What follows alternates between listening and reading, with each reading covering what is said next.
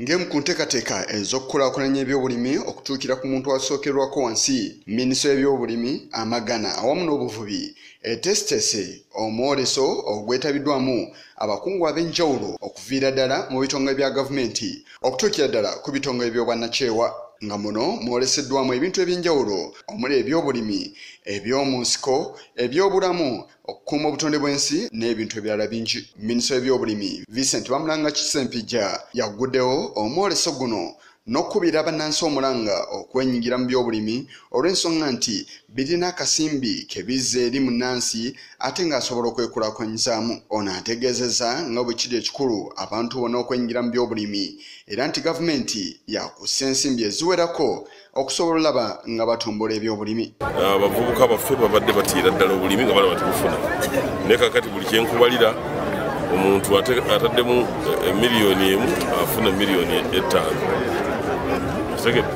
Omuntu ataddemu amaanyi obwanyi nga talina musajja alimye bulimi yeeyazisa ekitundu atandikireko asobola okufuna sente entandikwa emumala.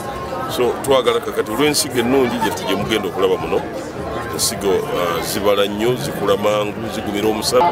Uganda ffe tulina omukisa gw'okuba n'emmere gye tugenda okuguza abalala era obutale buzze bannaffe baagala okutugulako ebintu byaffe naye tubimala. Omwoleso guno oguyindira ejjinja gutunuulidde ebintu eby'enjawulo omuli okulaga entambuza y'ebirime okuviira ddala mu nnimiro okutuukira ddala ku katale k'ensi yonna nga bamu ku abo aboolesezza muli Richard Otiti omu ku bakungu okuva mu kitongole kya Uganda Wildlife Education Center ekimanyiddwa nga ZOO ng'ono alambise biki bye batunuulidde mwoleso guno omuli okumanyisa abaana enkuza y'ensolo awamu n'enkuuma yaabyo. Uganda ebimu ku bizibu bye tulina ensolo ezimu teziri mu malundiro, ziri mu bifo bye tuyita outside protected areas, teziri mu paaka, so ng'ate tuzisanga kizibu nnyo era zisigala zeenyigira mu bufo obufunda obutatawaanyizibwa nnyo bantu. Kati n'olw'ensonga eyo twagala abantu bamanye ensolo obulamu bwayo bubeera butya tusobole okuzibaagaliza. Nannonze Lisa omukungu mu kibiina kya Green Elephant nga bano batunuulidde nnyo okukuuma obutonde bw'ensi era ng'ayina amanda n'essigiri eby'enjawulo byaleese byagambye nti bino bye biteekeddwa okuba nga bitunuulirwa bannansi okuva ku manda agamanyiddwa awamu n'enku ebitemwa mu bibira. Ono akukkulumidde nnyo gavumenti okubeera nga eremeddwa okussawo enkola ez'enjawulo ezanyisamya okubeera nga zeenyigibwamu singa baba baagala okukuuma obutonde bw'ensi. Tuyambe twongere okumanya n'okuyiga engeri gye okureplacinga okutema ebibira okureplacinga firewood ne charcoal.